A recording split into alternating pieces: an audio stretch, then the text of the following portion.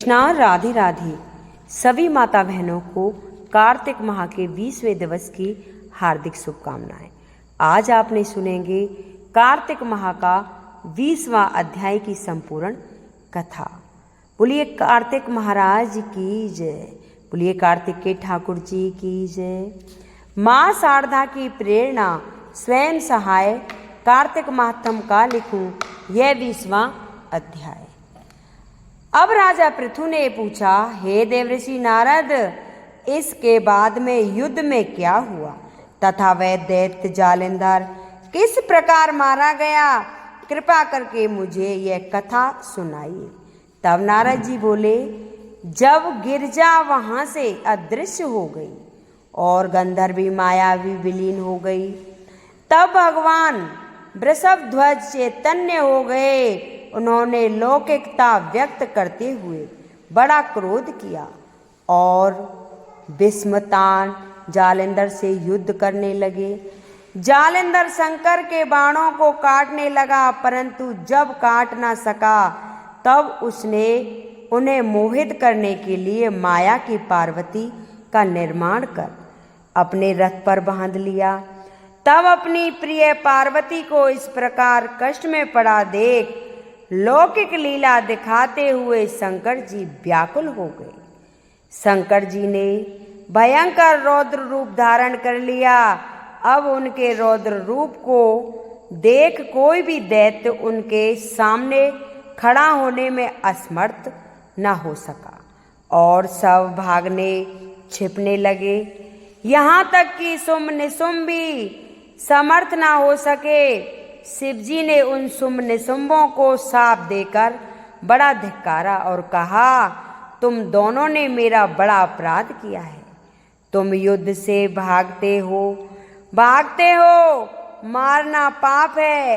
इससे मैं तुम्हें अब नहीं मारूंगा, परंतु गौरी तुमको अवश्य मारेगी। शिवजी से के ऐसा कहने पर सागर पुत्र जालंधर क्रोध से अग्नि के समान प्रज्वलित हो उठा।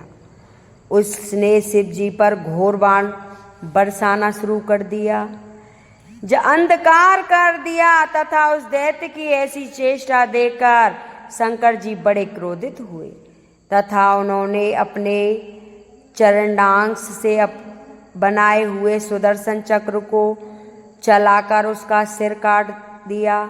एक प्रचंड शब्द के साथ उसका सिर पृथ्वी पर गिर पड़ा और अजन पार्वती के समान उसके शरीर के 2 खंड हो गए।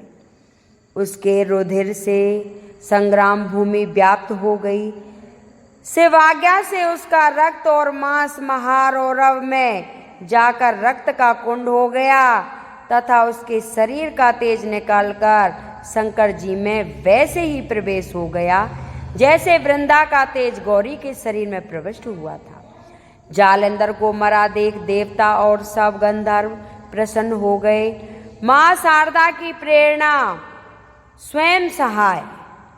तो ये थी 20वीं कथा, कार्तिक माह के 21वें दिवस की कथा। लिखने लगा हूँ श्री हरि के चरणों में शीश नवाए, कार्तिक माहत्म का बने यह 21वां अध्याय।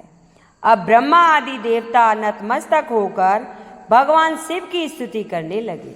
वे बोले, हे देवादिदेव, आप प्रकृति से परे परब्रह्म और परमेश्वर हैं। आप निर्गुण निर्विकार व सबके ईश्वर होकर भी नित्य अनेक प्रकार के कर्मों को करते हैं। हे प्रभु, हम ब्रह्मा आदि समस्त देवता आपके दास हैं। हे शंकर जी, हे देवेश, आप प्रसन्न होकर हमारी रक्षा कीजिए। हे शिव जी, हम आपकी प्रजा हैं तथा हम सदैव आपकी शरण में रहते हैं।